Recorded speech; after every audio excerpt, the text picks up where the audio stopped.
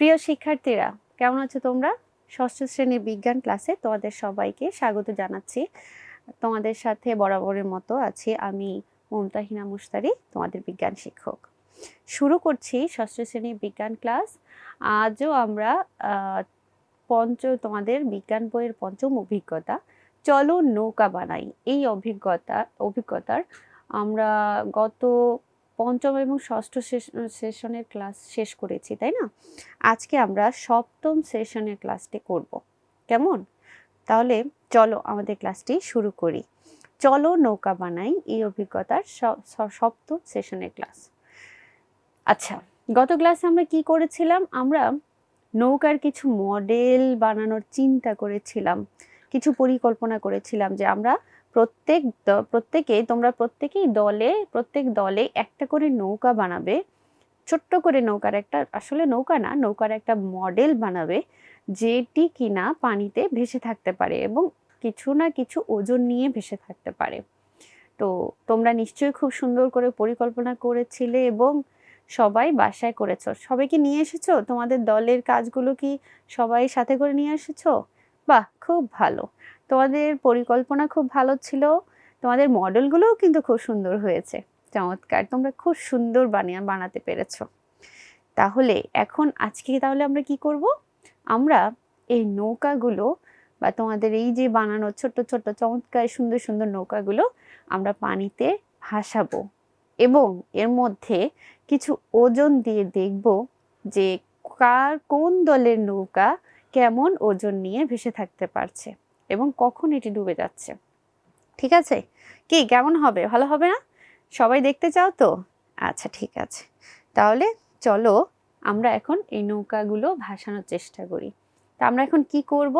তোমাদের স্কুলে যদি পুকুর বা নদীর কাছাকাছি হয়, যদি পুকুর থাকে, নদীতে যাওয়া দরকার নেই, দূরে থাকবে। যদি পুকুর থাকে তাহলে তোমরা কিন্তু পুকুরে এই নৌকাগুলো তোমাদের শিক্ষকের সহায়তায় নৌকাগুলো ভাসিয়ে দেখতে পারো যে সেখানে ভেসে থাকতে পারে কিনা, কতটুকু ওজন নিতে পারে।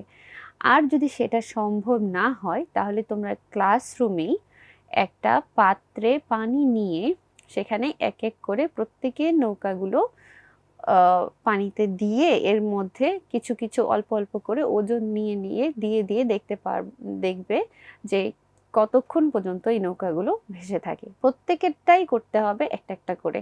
আর সবাই সবার নৌকাগুলো কিন্তু সবাইকে দেখাবে।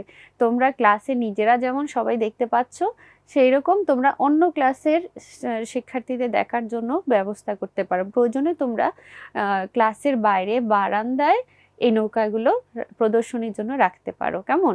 তাহলে চলো আমরা এক কাজ করি, এই নৌকা কিভাবে ভাসিয়ে রাখা যায় দেখি। দেখো, আমিও কিন্তু তোমাদের জন্য একটা নৌকা বানিয়েছি। এই যে দেখতে পাচ্ছ, এইটা হচ্ছে একটা নৌকা। এটা কিন্তু হাতে বানানো। এটার দৈর্ঘ্য কিন্তু এই যে এখান থেকে এই পর্যন্ত, দৈর্ঘ্য কিন্তু 14 সেন্টিমিটার এবং প্রস্থ হচ্ছে 8 সেন্টিমিটার। যেহেতু আমার জায়গা কম থাকবে, আমি ছোট জায়গায় এটা ভাসাবো, সেজন্য আমি নৌকার মডেলটাও ছোট করে বানিয়েছি। এটা হচ্ছে এর বৈঠা। আচ্ছা, তাহলে আমরা কি করব?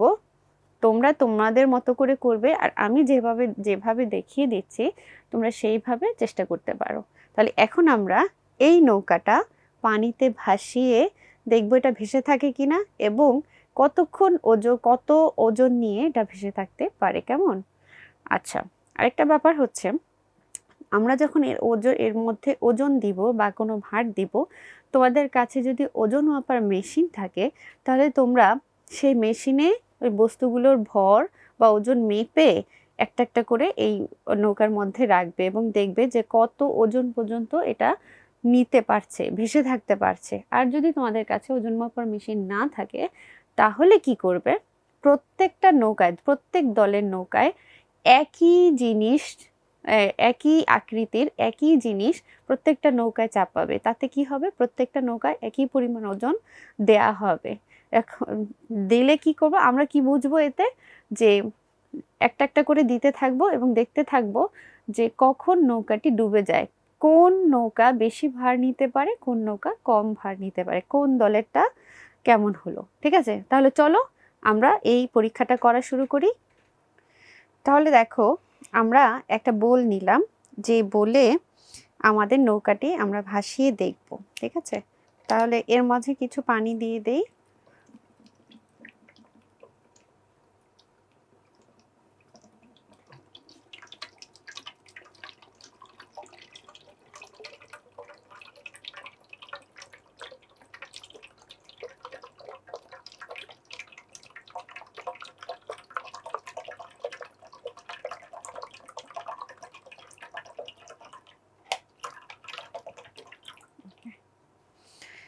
এখন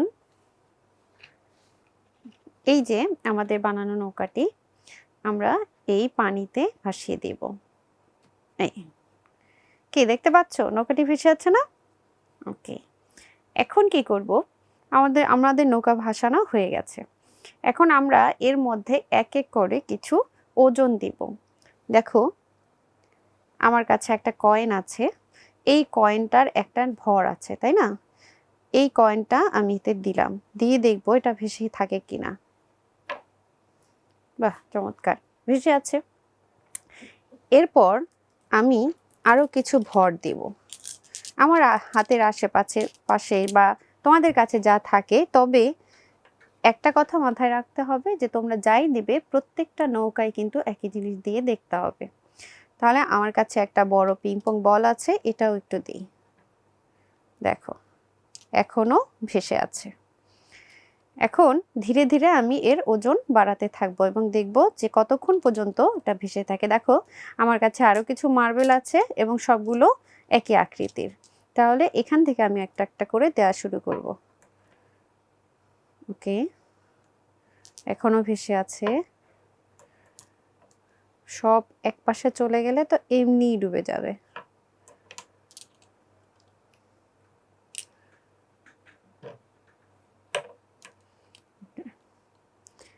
এরপর আরো দিচ্ছি, আরো দিচ্ছি, আরো দিচ্ছি। এই এই এই ডুবে গেল। তাহলে 1 2 3 4 5 6 7, 7টা মার্বেল দেওয়ার পর, 7টা মার্বেল, একটা পিংপং বল, একটা কয়েন দেওয়ার পর সেটা কিন্তু এই ডুবে যাচ্ছে। মনে হচ্ছে ভেতরে পানি ঢুকে যাচ্ছে। এই যে পানিটা ঢুকে যাচ্ছে। আমি যদি একটা মার্বেল কম দিতাম তাহলে কি হতো, এটা আর ডুবতো না। দেখলে তো? তাহলে তোমরা কি করবে, এইভাবে প্রত্যেকের একে এক করে প্রত্যেক দলের নৌকা পানিতে দিবে। দিয়ে যেমন ধরো আমারটা আমি উঠিয়ে নিলাম, এই শেষ হয়ে গেল। তারপর তোমরা কি করবে, ঠিক একইভাবে মনে করো এটা এখন অন্য আরেকটা দলের নৌকা, তাহলে সেটাকে তোমরা আবার ভাসাবে। ভাসিয়ে সেটাতে আবার ঠিক আগের মতো একই প্রক্রিয়ায় একটা করে ওজন দেওয়া শুরু করবে। আবার আগের মতো দিবে এবং সবাই কিন্তু খাতায় নোট করবে যে কোন দলের নৌকা কতগুলো ওজন নিয়ে, সর্বোচ্চ কতগুলো ওজন নিয়ে ভেসে থাকতে পেরেছে। তারপর দেখো প্রথম আমরা 7টা মার্বেল দিতে পেরেছিলাম এবং একটা বল, একটা পিংপং বল। তাহলে এখন আমরা আরো কিছু ভর দিব এবং দিয়ে দেখব এটা কতক্ষণ ভেসে থাকে। ঠিক আছে, তাহলে আমরা দিচ্ছি 1 2 3 4 5 6 7, এই পানি ঢুকে গেল।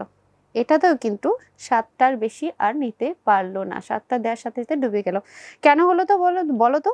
কারণ আমি তো একটা নৌকা দিয়ে দেখালাম। তোমরা যখন প্রত্যেকটা দলের ভিন্ন ভিন্ন নৌকা দিয়ে এই কাজটা করবে তখন দেখবে এই প্রক্রিয়াটা একই রকম হবে না। কারোটা বেশি ওজন নিতে পারছে তো, এবং অথবা কারোটা আরো কম ওজন নিতে পারছে। কেমন? ঠিক আছে, তাহলে প্রিয় শিক্ষার্থীরা দেখলে তো, পারবে না সবাই এইভাবে তোমাদের পরীক্ষাটি করতে? একে একে প্রত্যেকেই এই পরীক্ষাটি করবে এবং খাতায় নোট রাখবে যে কি হলো, কার নৌকা কতক্ষণ কত ভর নিয়ে ভেসে থাকতে পারলো। ওকে, তাহলে আজকে আমরা খুব মজার একটা ঘটনা দেখলাম, তাই না? তোমরা যখন এইভাবে একইভাবে কাজগুলো করবে তোমাদেরও কিন্তু অনেক মজা লাগবে। প্রত্যেকের নৌকায় পানিতে ভাসছে, এক একজনের নৌকা এক এক রকম ভর নিয়ে ভেসে থাকতে পারছে। ব্যাপারটাই খুবই ইন্টারেস্টিং, তাই না? তো তোমরা অবশ্যই এই কাজগুলো ধারাবাহিকভাবে যেভাবে আমি দেখিয়েছি সেইভাবে করার চেষ্টা করবে এবং খাতায় নোট করবে। তাহলে আজকের ক্লাস থেকে আমরা কি শিখলাম? আমাদের চারপাশে সহজলভ্য উপকরণ দিয়ে কিভাবে নৌকা বানানো যায় তাই তো শিখলাম, তাই না? নৌকা বানানো যায় না, আমরা বলবো নৌকার মডেল বানানো যায়। তাহলে আগামী ক্লাসে আমরা কি করব?